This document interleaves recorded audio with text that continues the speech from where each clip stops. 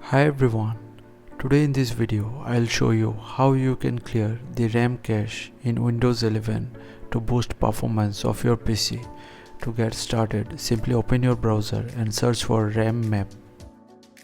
From the search results, go to this official web page of Microsoft. Click here to download the tool. Once downloaded, extract the contents of the file.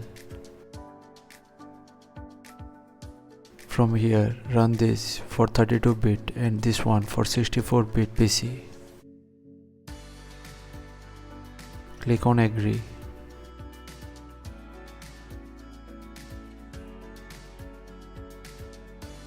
Once the tool loads, simply click on Empty and select Empty Standby List and see the change happening in the cache memory of RAM. It will get reduced. So the question is, how often should the RAM cache be cleared? So my recommendation is apply this at least once in a month. So thanks for watching. Please feel free to subscribe and support the channel if you found the content helpful.